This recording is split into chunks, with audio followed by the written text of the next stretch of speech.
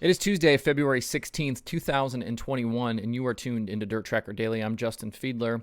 Today on the show, we have some streaming news from FloRacing and Lincoln Speedway, some event news from the USAC CRA Sprint Cars, and I wanted to dive into the news from yesterday about the Bristol events for the World of Outlaws becoming invite only. I have some thoughts to share. So let's jump in.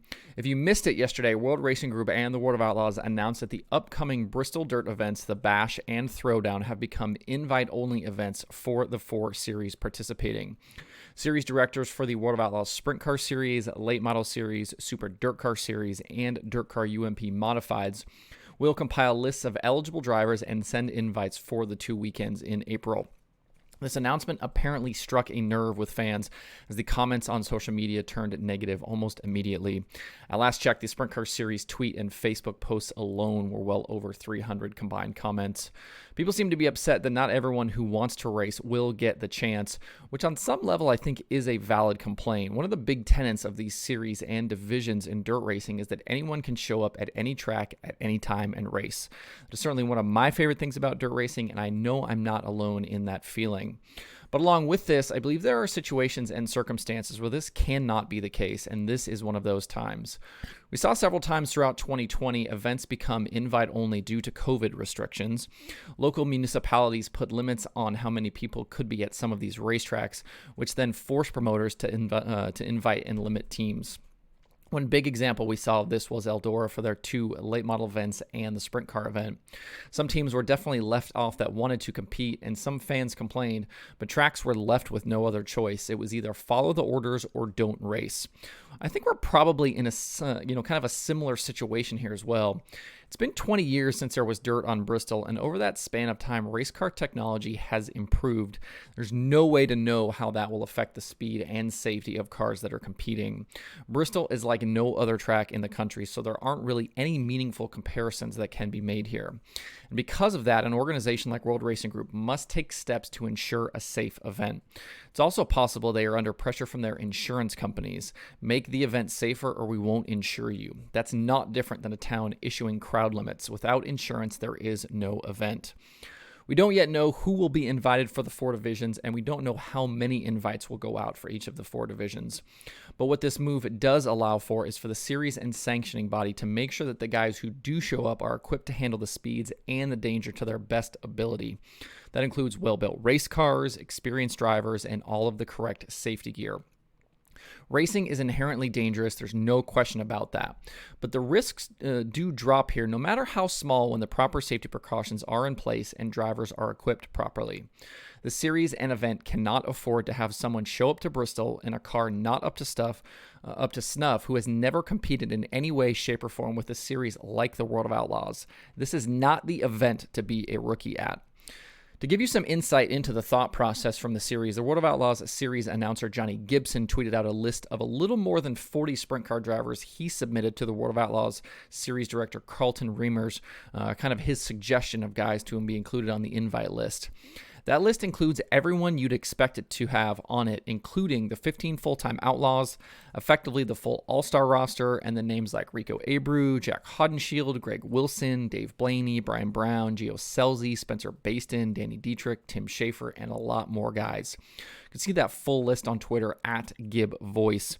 And looking through Johnny's tweets and kind of seeing some of the other reactions from competitors, I think it's important to understand that the big name drivers you want to see at these events will be invited.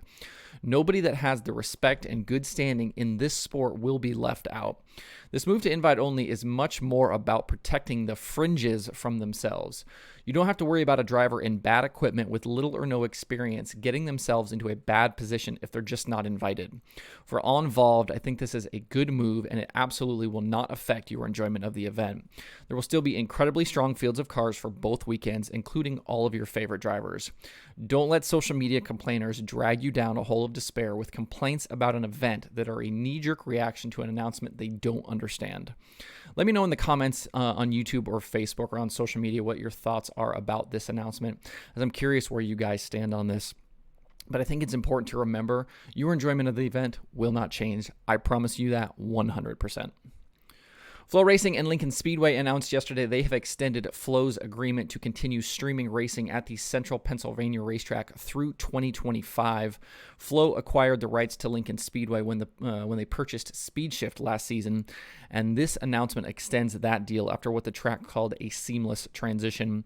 Flo will carry nearly every race at Lincoln this season, including the Weldon Sterner Memorial, the two PA Speed Week shows, the Dirt Classic, and the inaugural Barry Skelly Memorial. Racing is scheduled to start at Lincoln this weekend with the Icebreaker on Saturday, but stay tuned for event status through the week. The last photos of Lincoln Speedway I saw, it was covered in snow. It's important to remember the World of Outlaws events will be streamed on DIRTVision and not FloRacing this season. For more details on the announcement, check out the Lincoln Speedway Facebook page. And in some event news from yesterday, the USAC CRA Sprint Cars announced they are moving their season opening event from Canyon Speedway Park in Arizona to Kern County Raceway Park in California. COVID issues in Arizona forced officials to cancel the original opener, which left a hole in the schedule. The new event scheduled for March 12th and 13th will be the first appearance for the non-wing series at the Third Mile racetrack. For more details on the announcement, check out USACRacing.com. Don't forget, I put out a new Dirt Tracker Conversations episode yesterday. This one featuring Ashley Stremme of Winged Nation and Lethal Chassis. It's in this podcast feed and the Dirt Tracker YouTube channel. Also, a quick note about the YouTube channel itself. I've created different playlists for the Conversations episodes depending on what car class you're interested in. There's still a playlist of all the conversations, but now you can flip through Sprint Car and Midget episodes, late model shows, modified conversations, and those featuring media people. I've now released 28 of those episodes, so there's plenty to pick through and watch and listen to, with plenty more to come. Might even have a bonus episode later in the week, so stay tuned for that. If there's someone I haven't talked to that you would like to see, I'm always open to guest suggestions as well. There is, again, nothing on the streaming schedule today except Flo 24/7 over at FloRacing. To see the full daily streaming schedule with links to watch, visit DIRTRACKR.com/watch tonight. That's it for the show today. I hope everybody has a good Tuesday. You can find DIRTRACKR Daily on Apple Podcasts, Spotify, Stitcher, or where you get podcasts. Please subscribe and leave a review. You can also watch the show every day on YouTube and Facebook. And those likes and subscribes on YouTube are appreciated as well. You can email the show at info@dirtracker.com. I do check those every single day. You can follow Dirt Tracker on Twitter, Instagram, Facebook, and TikTok at DIRTRACKR. You can check out the website for all kinds of cool dirt racing stuff by visiting DIRTRACKR.com. If you'd like to get email updates from Dirt Tracker, you can sign up at DIRTRACKR.com/newsletter, and you can follow me personally on Twitter at Justin_Fiedler. Thanks everybody for tuning in. We'll see you tomorrow for more Dirt Tracker Daily.